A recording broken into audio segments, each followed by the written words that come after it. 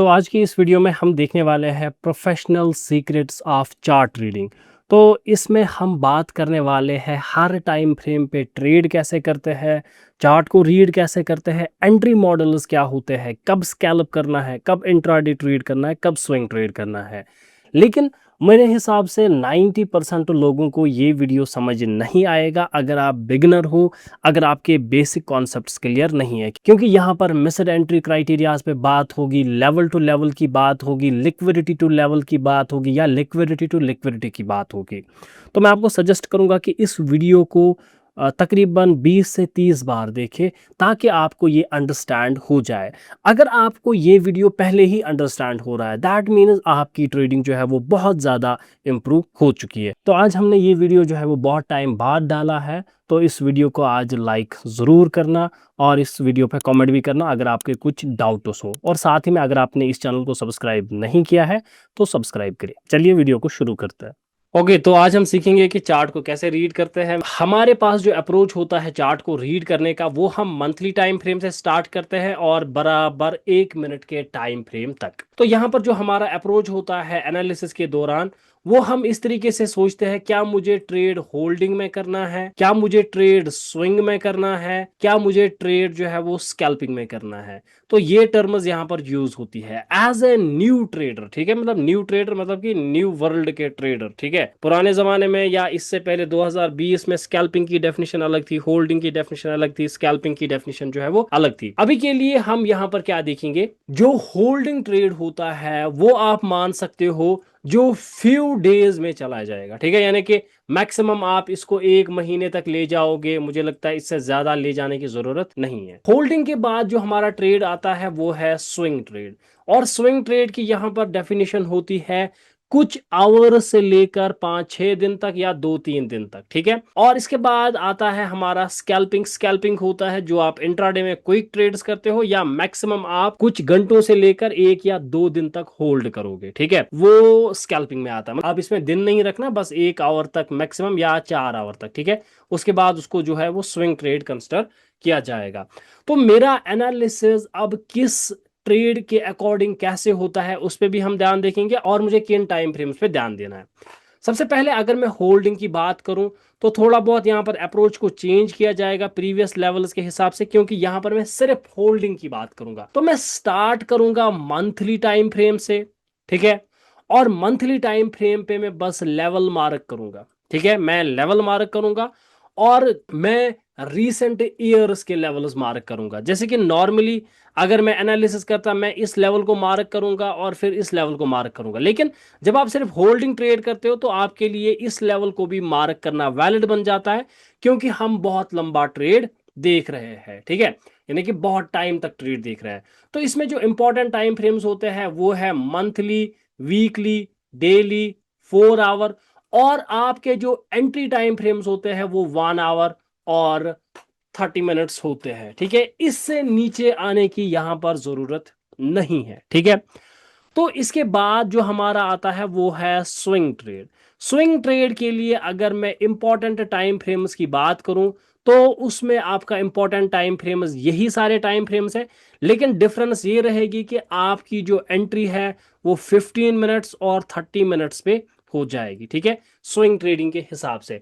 लेकिन देखो यहां पर यह चीज याद रखना कि होल्डिंग के लिए सबसे पावरफुल टाइम फ्रेम जो है वो डेली और वीकली टाइम फ्रेम है एनालिसिस के हिसाब से होल्डिंग के लिए। लेकिन अगर आप स्विंग ट्रेड करना चाहते हो तो स्विंग ट्रेड के लिए जो सबसे पावरफुल टाइम फ्रेम है वो डेली और 4 आवर है, ये बात याद रखना। और अगर मैं स्कैल्पिंग की बात करूं तो जो हम क्विक स्कैल्प्स करते हैं तो क्विक स्कैल्पिंग में जो सबसे खतरनाक टाइम फ्रेम माने जाते हैं वो है 4 आवर, 1 आवर, 5 मिनट्स, 1 मिनट। ठीक है, यानी कि ये दो बड़ी एनालिसिस के लिए और ये दो क्विक एंट्रीज के लिए। तो ये तो हो गया टाइम फ्रेम्स का डिवीजन। अब इसके बाद हम डायरेक्टली रीड करते हैं, तो मैं हर एक किस्म का यहां पर रीडिंग करूंगा तो आप अंडरस्टैंड करते जाना कि मैं क्या कर रहा हूं। देखो मैं रीसेंट चार्ट में आऊंगा और मेरा जो पहला अप्रोच रहेगा वो ये होगा कि मैं एलिमिनेटेड लाइंस ढूंढूं। ठीक है, या एलिमिनेटेड लिक्विडिटी ढूंढूं। अब ये एलिमिनेटेड लिक्विडिटी या लेवल्स क्या होती है, तो जिस लेवल की ऑलरेडी रेस्पेक्ट और डिसरेस्पेक्ट हो गई हो, ठीक है, उसको हम एलिमिनेटेड लिक्विडिटी कहते हैं या एलिमिनेटेड लेवल कहते हैं। तो इसमें हमें क्या देखना पड़ता है कि यहां पर उन चीजों को हम मार्क नहीं करेंगे, ठीक है, और हम जोन्स ऑफ लिक्विडिटी को जो बचे हुए होंगे उनको मार्क करते हैं, ठीक है। अब देखो यहां पर, अगर मैं यहां पर देखूं तो रिसेंटली में मेरे पास यहां पर एक लिक्विडिटी जोन है, लेकिन ये जोन तभी वैलिड होगा जब आप होल्डिंग ट्रेड देख रहे हो या स्विंग ट्रेड देख रहे हो। इंट्राडे स्कैल्पिंग के लिए देखो, जो स्कैल्पर है, क्विक ट्रेडर है, उसको ये मार्क करने की जरूरत नहीं है, अंडरस्टैंड करना। और एक लेवल अगर मैं यहां पर मार्क करना चाहूंगा या एक जोन मार्क करना चाहूंगा तो वो ये वाला टॉप का जोन है, ठीक है। अब ये एक हाई है जो यहां से इतना दूर है, तो ये किन के लिए मार्क करना सही है? तो पॉइंट नंबर 1 जो स्विंग ट्रेड करेगा उसके लिए सही है, और जो होल्डिंग ट्रेड करेगा, ठीक है। ये वाला पॉइंट स्विंग ट्रेडर के लिए थोड़ा जरूरी है, लेकिन होल्डिंग ट्रेडर्स के लिए ज्यादा जरूरी है। ना तो ये जोन स्कैल्पिंग में किसी काम का है, ना ही ये जोन स्कैल्पिंग में किसी काम का है, क्योंकि मैं मंथली टाइम फ्रेम देख रहा हूं। अगर ये गिरते गिरते भी जाएगा और फास्ट मूव्स आएंगे, कम से कम यहां तक आने में 1-2 महीने लगेंगे, यहां तक आने में 1 महीना लगेगा, ठीक है। और स्कैल्पिंग में तो वो चीज देखी ही नहीं जाती। तो दोनों केसेस में ये स्कैल्पिंग के लिए सही नहीं है, बस स्विंग के लिए सही है और होल्डिंग के लिए सही है। तो अगर आपका अप्रोच स्कैल्पिंग का है, क्विक ट्रेड्स का है दिन में, तो ये दो लेवल्स आपको मार्क करने की जरूरत नहीं है। That means daily time frame पे आपका कोई काम नहीं है। अब जो चीज स्कैल्पिंग में इंपॉर्टेंट रहेगी, आपके स्विंग में भी इंपॉर्टेंट है और होल्डिंग में भी इंपॉर्टेंट है, वो है ये वाली रेड लाइन। देखो, जो चीज तीनों के लिए इंपॉर्टेंट होगी मैं उसको रेड लाइन से मार्क करूंगा। अब इसके बाद अगर मुझे यहां पर एंट्री करनी होती, देखो स्कैल्पिंग एंट्री तो पॉसिबल नहीं है, यहां पर स्विंग ट्रेडिंग की भी एनालिसिस पॉसिबल या एंट्री पॉसिबल नहीं है। अब होल्डिंग ट्रेड बचता हो, तो होल्डिंग के हिसाब से मेरे पास दो अप्रोच है। पहला ये है कि देखो, मैं सिंगल कैंडल एंट्री मॉडल को यहां पर देखता हूं, ठीक है। सिंगल कैंडल एंट्री मॉडल के हिसाब से मुझे पता है कि अगर ये कैंडल यहां पर ब्रेक होगा डाउन साइड की तरफ, तो मैं इसके ब्रेक डाउन पे सेल देख सकता हूं। और अगर मुझे बाई करना होगा तो बाइंग का कोई सिनेरियो नहीं है एंट्री मॉडल्स के हिसाब से। तो यहां पर मैं अगर होल्डिंग में सेल करूंगा, मेरा स्टॉप लॉस मिनिमम जो है वो यहां तक ही बन रहा है, और मेरा ये वाला ट्रेड 1:1 का बन रहा है। बात को समझना, तो अच्छा रिस्क टू रिवॉर्ड रेशियो नहीं है, दैट मीन्स ये ट्रेड भी सही नहीं है। तो फिलहाल के लिए इसको हटाया जाएगा, यानी कि मेरे पास यहां पर होल्डिंग का ट्रेड नहीं बन रहा है। अब मैं आ जाता हूं वीकली टाइम फ्रेम पे। तो वीकली टाइम फ्रेम पे मैं देख पा रहा हूं कि यहां पर एक इंपॉर्टेंट जोन ऑफ लिक्विडिटी है, और मार्केट ने लास्ट टाइम यहां पर एक फेयर वैल्यू गैप को लिया था, है ना। हमारे पास एक फेयर वैल्यू गैप बनी हुई है, मार्केट ने उस फेयर वैल्यू गैप को लिया है, और मार्केट जो है वो ऊपर जाने की कोशिश कर रहा है। दैट मीन्स ये जोन, देखो अब बात आती है मार्किंग की कि मैं मार्क कैसे करता हूं। जैसे कि हमारे कुछ क्राइटेरियाज होते हैं, अगर कोई एक डिमांड जोन है तो मुझे पूरा कैंडल मार्क करना पड़ता है, ये बातें सही है, ठीक है। लेकिन हायर टाइम फ्रेम पे ना जोन हमें एक्यूरेट बनाना पड़ता है, और ऐसा नहीं हो कि जब मैं 5 मिनट पे आऊं तो एक बहुत बड़ा जोन बना हुआ हो, पूरा मार्केट उसी जोन के अंदर आ जाए, तो वैसा भी नहीं करना है। तो थोड़ा कॉमन सेंस यूज करना है। तो कॉमन सेंस के हिसाब से मुझे लगता है कि ये बॉडी में मार्क कर देता हूं तो एक अच्छा परफेक्ट जोन मेरे पास बन जाता है, और ये ओवरऑल लिक्विडिटी को भी रिप्रेजेंट करता है। माइनर चेंजेस अगर यहां पर होंगे तो वो भी हम जो है वो नीचे एडजस्ट करेंगे। अभी के लिए मैं यहां पर क्या करता हूं, देखो ये एक लिक्विडिटी जोन है, मार्केट यहां से पहली बार ऊपर गया है, तो मे बी ये ऑर्डर ब्लॉक की तरह अभी काम करे, एक ऑर्डर ब्लॉक लिक्विडिटी ले ले। तो उस केस में जो मेरी एंट्री है, तो क्या अगर मैं बाई साइड यहां से देखूंगा तो आप सबको अब पता होगा कि सिंगल एंट्री कैंडल के हिसाब से मेरी एंट्री यहां पर बन रही है। अगर मेरी एंट्री यहां पर बन रही है, मिनिमम स्टॉप लॉस में इतना देखूंगा, देखो जो कि अभी पॉसिबल है लेना, तो ऊपर तक मुझे जो है वो एक 1:2 का ट्रेड देखने को मिल रहा है, जो एक 1:2 चलो फिर भी डिसेंट ट्रेड है, वैलिड है, ले सकते हैं, ठीक है। लेकिन स्कैल्पिंग का कोई यहां पर अभी जिक्र तो है ही नहीं, मैं स्कैल्पिंग के लिए इसको वैलिड नहीं मानूंगा। लेकिन क्योंकि हमने एंट्री मॉडल्स भी सीखे हैं, तो यहां पर मैं एक काम कर सकता हूं, इसको मैं लिख सकता हूं यहां पर 1 वीक बाय एंट्री, ठीक है। यानी कि अगर यहां से 1 वीक की बाय एंट्री स्टार्ट होगी, दैट मीन्स मार्केट यहां से बुलिश होना भी स्टार्ट हो जाएगा, ये अंडरस्टैंड करना आप। देखो रिसेंट के लिए अगर मैं बात करूं तो मेरे पास अभी ये एक जोन इंपॉर्टेंट है, मैं इसको यानी कि इस लोअर पॉइंट को मैं अभी मार्क कर सकता हूं कुछ इस तरीके के, ये एक बैट लाइन होनी चाहिए, यानी कि बुलिश अबोव दिस लाइन होनी चाहिए ये। ठीक है, यानी कि जब तक मार्केट इससे ऊपर है मैं एक बुलिश ट्रेड कंसिडर कर सकता हूं। लेकिन एंट्री मॉडल पे, जो कि एंट्री मॉडल अभी यहां पर बन रहा है, मैंने सिंगल एंट्री कैंडल मॉडल को यहां पर मार्क किया है। ठीक है, अब इसके बाद और कोई चीज क्या यहां पर हम कर सकते हैं, तो यहां पर आप ध्यान दें। देखो मार्केट में ये लिक्विडिटी जोन है, तो मैंने अभी आपको कहा कि स्विंग के लिए ये इंपॉर्टेंट है, लेकिन होल्डिंग के लिए ज्यादा इंपॉर्टेंट है। लेकिन स्कैल्पर के लिए तो इसका कोई काम नहीं है। दैट मीन्स अगर आप स्कैल्पिंग के लिए देखोगे तो इस जोन की आपको जरूरत नहीं है, इस जोन की आपको जरूरत नहीं है। लेकिन क्या इस एंट्री की जरूरत है स्कैल्पर को? आंसर है यस। क्योंकि अगर हायर टाइम फ्रेम की एंट्री ट्रिगर हो रही है, that means lower time frame पे हर लो पे बाई किया जाएगा। यानी कि जो कभी कभार आप देखते हो कि हम लाइव में कुछ ऐसा बाई करते हैं जहां पर आप कहते हो कि सर कोई लॉजिक तो है नहीं, या मतलब सर यहाँ पर तो कोई जोन नहीं है, फिर क्यों हम बाई कर रहे हैं? तो उसका सिंपल सा वहां पर उस वक्त रीजन होता है कि मार्केट हायर टाइम फ्रेम की एंट्रीज को ट्रिगर कर चुका होता है, और हर पुल बैक पे हायर हाई या लोअर हाई पे एक बाई ट्रेड को देखना वैलिड रहता है। तो उस वजह से ये स्कैल्पर के लिए भी वैलिड है। ठीक है, अब इसके बाद हम आ जाते हैं डेली टाइम फ्रेम पे। देखो जैसे कि मैंने अभी आपको कहा कि डेली टाइम फ्रेम पे जब मैं आ गया, इसका मतलब मैं swing trade plus holding trade को थोड़ा कम देख रहा हूं, लेकिन स्विंग ट्रेड और स्कैल्पर्स पे जो है वो बहुत ज्यादा यहां पर फोकस किया जा रहा है। ठीक है, अब यहां पर बात होती है कि मैं कहां से मार्केट देखूं। देखो इसको इग्नोर किया जाएगा। अब ओवरऑल जो आपका मार्केट है, जो आपका एनालिसिस के लिए सही रहेगा, वो इस जोन पे, क्योंकि ये हमने बैट लाइन मानी, और इस टॉप तक स्विंग ट्रेडर को यहां तक इस टॉप तक जरूरी देखना पड़ेगा। लेकिन स्कैल्पर के लिए ये टॉप जरूरी नहीं है। स्कैल्पर की मैं बात करूं तो स्कैल्पर के लिए ये जोन यहां से इस हाई तक बहुत ज्यादा है। ठीक है, ये काफी है उसको देखने के लिए। एनालिसिस स्कैल्पर की इतने ही जोन में होगी। ठीक है, ये पॉइंट अंडरस्टैंड करना। अब रही बात, क्या यहां पर कोई एंट्री ट्रिगर हुई है? तो देखो मार्केट पहली बार यहां पर नीचे आया है और एक छोटा सा कैंडल बनाया है। ठीक है, तो हमें पता है जब एक छोटा सा कैंडल मतलब ज्यादा ही छोटा होता है, तो उस वक्त जो है वो हम टू कैंडल एंट्री मॉडल को वैलिड मानते हैं। तो टू कैंडल एंट्री मॉडल कहां पर बन रहा है? तो ऊपर ही बन रहा है, तो यहां पर, और ये 1 वीक का यहां पर, तो इसी को ज्यादा वैलिड माना जाएगा फिलहाल के लिए। तो यहां पर हम क्या करेंगे, तो आप ध्यान दें, मार्केट में उसके बाद इस लो को ब्रेक किया गया है इन कैंडल्स के द्वारा। ठीक है, यानी कि ये इसका लो, और यहां पर ये यानी कि इस लो को ब्रेक किया गया है। और यहां पर अगर आप देखोगे ना, two candle entry system valid बन चुका है। ठीक है, तो टू कैंडल एंट्री सिस्टम जब वैलिड बन चुका है, तो लोअर टाइम फ्रेम पे आपका ये वाला लाइन जो है वो बैट लाइन बन जाएगा।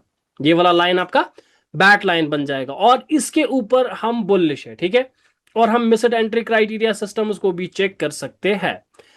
मैं डेली टाइम फ्रेम पे यहां पर अभी क्या देख रहा हूं, देखो उस बात को समझना। अगर यहां पर मैं होता, इस कैंडल के बाद हम क्लोजिंग का थोड़ा वेट कर, देखो ये क्लोजिंग आई है, इस पुल बैक में हम लोअर टाइम फ्रेम पे ट्रेड करते हैं ना, ओवरऑल यहां ये मेरी एंट्री होती, ये मेरा एसएल होता। और मैं अगर बात करूं टीपी की, तो हायर टाइम फ्रेम या स्विंग ट्रेड्स के हिसाब से मैं लेवल टू लेवल यहां पर चलूंगा, यानी कि लिक्विडिटी से मैं लेवल तक जाऊंगा। बात समझना, ये लिक्विडिटी है, लिक्विडिटी से मैं लेवल तक जाऊंगा। तो कुछ रूल्स होते हैं, एक होता है लेवल से लेवल तक जाना।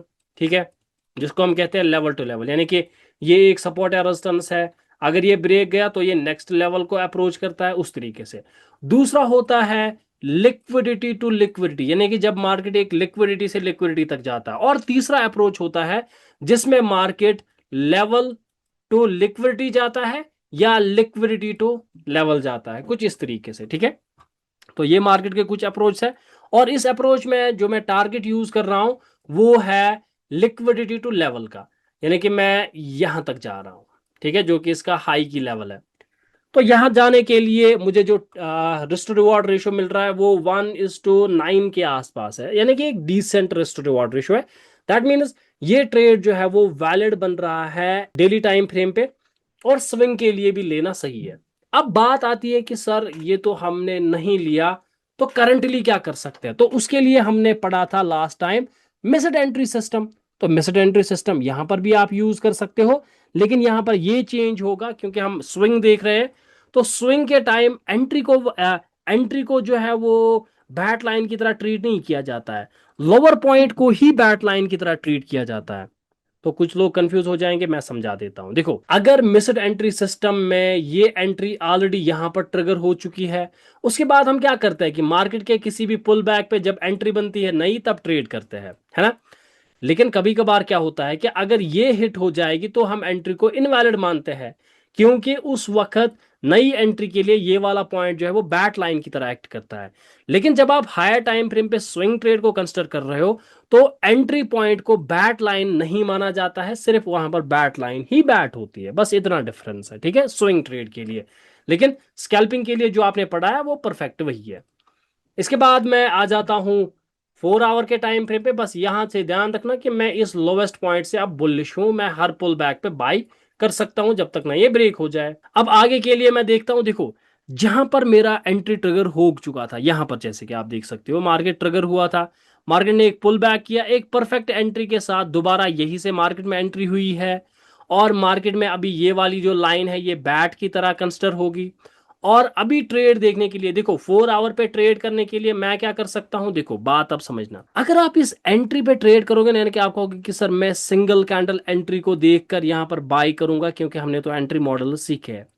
देखो यहां पर कंफर्मेशन कैसे ली जाती है, ये पॉइंट बहुत इंपॉर्टेंट रहने वाला है। देखो करना क्या है, क्योंकि ऑलरेडी मार्केट में जो एंट्री बन चुकी है एक और दो, उसके बाद मार्केट दोबारा रिटर्न कर चुका है, तो इस केस में यहां पर और एक एंट्री बनाना पॉसिबल नहीं होता है। इस केस में हाई कंफर्मेशन लेने के लिए मार्केट के हाई को ब्रेक होने देना है, जो कि मैंने रीसेंट, जो मैंने आपको प्रीमियम टेलीग्राम में वो वीडियो डाला है, ठीक है, जो हमने रिकॉर्डिंग सेशन में सीखा था। आपको चेक करना है कि मार्केट अगर इसको ब्रेक कर रहा है, फिर पुल बैक का नेचर, अगर ज्यादा फास्ट पुल बैक आ रहा है फिर ट्रेड इनवैलिड होगा, जैसे कि मैंने आपको एग्जिट करना सिखाया था स्कैल्पिंग में। अगर धीरे धीरे नॉर्मल पुल बैक आ रहा है फिर एंट्री मॉडल बन रहा है, तब जाकर ये ट्रेड वैलिड होगा। पॉइंट समझना। डायरेक्ट एंट्री, हालांकि ये सिंगल कैंडल एंट्री है यहां पर, लेकिन डायरेक्ट एंट्री यहां पर पॉसिबल नहीं होती, और ये किस केस में, जब आपकी 2-3 बार एंट्री बन चुकी होती है और मार्केट फिर एक मौका देता है, तो उस केस में डायरेक्ट एंट्री को लेना सही नहीं होता है। आपको वेट करना होता है कि मार्केट जो है वो किसी रीसेंट हाई को ब्रेक करे, फिर वहां पर एक नॉर्मल सा पुल बैक दे, फिर उसके बाद एंट्री मॉडल बनाए, तब जाकर आप जो है वो ट्रेड कर सकते हो। तो ये अप्रोच आपने देखा होगा कि मैं बहुत बार यूज करता हूं जब हम लाइव ट्रेड करते हैं, ठीक है। तो इसके बाद मैं आ जाता हूं अब 1 आवर के टाइम फ्रेम पे। अब देखो 1 आवर के टाइम फ्रेम पे मुझे एक मुंह दिख रहा है, लेकिन मैंने आपको कहा ना, अब 1 आवर के टाइम फ्रेम पे भी यही होगा कि जब ये मार्केट ब्रेक होगा, आपने देखा होगा, फिर जब मैं मार्किंग्स करता हूं, मैं कुछ इस तरीके से मार्किंग करता हूं कि मार्केट जब ऊपर जाएगा फिर पुल बैक आएगा, तब जाकर इस तरीके से मूव आना चाहिए। तो ये वो तरीका है जब मैं वो वाला जो है वो मार्किंग्स करता हूं, तो इस पे भी आप ध्यान रख सकते हो। देखो अब बात रही स्कैल्पिंग की, ठीक है। तो स्कैल्पिंग के लिए मैं क्या करूंगा, देखो मुझे पता है कि मेरे जो बाइंग सिनेरियो है उसको परफेक्ट होने के लिए ये हाई का ब्रेक होना बहुत ज्यादा जरूरी है। लेकिन जब तक ना ये हाई ब्रेक होगा तब तक ये पॉइंट मेरे लिए एक सप्लाई जोन की तरह काम कर सकता है, यानी कि अगर मार्केट यहां पर आया मैं सेल कर सकता हूं, ठीक है। अब वो सेल करने के लिए वो कोई एनालिसिस बेस्ड ट्रेड नहीं, वो एक बैलेंस बेस्ड ट्रेड होगा, लेकिन अगर वो चला वो एक अच्छा ट्रेड भी दे सकता है, यानी कि यहां से अब सेल साइड स्कैल्प करना 100% वैलिड है। और क्या मैं बाई स्कैल्प किसी जगह से कर सकता हूं, देखो जिस पॉइंट से अगर कोई हायर टाइम फ्रेम का एंट्री मॉडल हिट हो रहा हो, ये पॉइंट भी ध्यान से सुनना, अगर कोई हायर टाइम फ्रेम का एंट्री मॉडल हिट हो रहा हो लेकिन मैं हायर टाइम फ्रेम पे ट्रेड नहीं कर रहा हूं, तो उस केस में भी पहले पुल बैक को ट्रेड किया जा सकता है स्कैल्पिंग में बाई के लिए, लेकिन कम क्वांटिटी के साथ। मैं ये समझा देता हूं क्या मतलब, क्योंकि थोड़ा कंफ्यूजिंग चीजें हो सकती है ये, तो मैं ये दिखा रहा था। देखो यहां पर अगर आप देखोगे ना 1 आवर के टाइम फ्रेम पे, ये है ना यहाँ पर 2 कैंडल एंट्री मॉडल, मैं इसको जूम करता हूं थोड़ा, लेकिन हम नहीं ले सकते क्योंकि हम तो इसके बाद ही लेंगे। ये मैंने अभी आपको समझाया। लेकिन मैंने आपको कहा कि स्कैल्पिंग करने के लिए, स्कैल्पिंग में बाय देखने के लिए, आप देख रहे हो कि यहाँ पर एक बाय साइड का ट्रेड जो है वो एंट्री मॉडल के हिसाब से वैलिड है ना, हायर टाइम फ्रेम पे। लेकिन क्योंकि मुझे स्कैल्पिंग करनी है, तो इस केस में आप हायर टाइम फ्रेम पे तो ट्रेड नहीं करोगे, क्योंकि अभी स्विंग ट्रेड लेना वो इनवैलिड है जब तक ना ये हाई ब्रेक हो जाए। लेकिन मैं काम कर सकता हूँ, मैं आ सकता हूँ लोअर टाइम फ्रेम पे। मैंने देखा देखो मैं इसको मार्क कर देता हूं ताकि आपको याद रहे। ये है ना 1 आवर की एंट्री। तो मैं 1 आवर की एंट्री को मार्क कर देता हूं। अब यहां पर हमारा काम होगा कि आप वेट करो कि मार्केट जो है वो एक पुल बैक करे। आप जो है वो वेट करो मार्केट एक पुल बैक करे। इस केस में आपका जो ये वाला पॉइंट है, जो लोवेस्ट पॉइंट है, ये अवॉइड लाइन की तरह काम करेगा। ये जो आप एक्सटेंडेड मूव देख रहे हो ना आया है, इसमें आप पुल बैक का वेट करोगे फिबोनाची के हिसाब से। यानी कि आप यहां पर फिबोनाची रिट्रेसमेंट भी यूज कर सकते हो कुछ इस तरीके से। यानी कि अगर आप मानोगे कि ये वाला लो पॉइंट जो है ये आपका अवॉइड लाइन है, आपने मार्केट एक पे फिबोनाची मार्क किया यहां तक, फिर एक पुल बैक का वेट करोगे, तो फिबोनाची की लेवल्स तक जैसे कि हम बाइंग में देखते हैं, तो मैं वो भी लगा देता हूं। जैसे कि इस पॉइंट से इस पॉइंट तक मेरा फिबोनाची लगेगा। मैं देखता हूं क्या किसी जगह लिक्विडिटी मत है, उसके लिए आप वॉल्यूम प्रोफाइल का भी यूज कर सकते हो, वो भी यहां पर वैलिड रहेगा। तो मुझे अभी एक जोन मिल रहा है, या अगर मैं वॉल्यूम प्रोफाइल लगाऊं भी नहीं तब भी यही जोन होता हमारी लिक्विडिटी का। तो मैं वेट कर सकता हूं यहां पर कि मार्केट यहां तक आ जाए, एंट्री मॉडल बनाए, तो मैं स्कैल्पिंग यहां तक करूंगा। बात समझना, यही तक क्यों स्कैल्पिंग होगी, क्योंकि ये वाले जोन से मैं अभी सेल भी कर सकता हूं। अभी मैंने ये हायर टाइम फ्रेम पे ड्रॉ किया था। बात समझना, मैं आ जाता हूँ 1 आवर के टाइम फ्रेम पे। ये अभी सप्लाई जोन वैलिड है, ये अभी सप्लाई जोन वैलिड है, क्योंकि मेरी मेन बाइंग यहां से स्टार्ट होगी। मैं आया हूँ 5 मिनट्स के टाइम फ्रेम पे, और मुझे अगर यहां पर बाई देखना होगा, तो बाई के लिए भी मैंने आपको कहा कि मैंने पहले हायर टाइम फ्रेम की एंट्री को ही वैलिड माना है, फिर उस पर मैं पुल बैक का वेट कर रहा हूं। अभी ये देखो मूव आया है, फॉर एग्जाम्पल अगर ये मार्केट अभी यहीं पर होता ना, यहां पर होता, तो मैं यहां एंट्री नहीं करता। मैं आपको इस सिचुएशन में ये ड्रॉ करके देता हूं कि जब मार्केट इस हाई को ब्रेक करेगा, ये हाई ब्रेक करने के बाद पुल बैक आएगा, फिर हम यहां तक कंटिन्यूएशन देखेंगे। मैं वो सिचुएशन सिखा रहा हूं।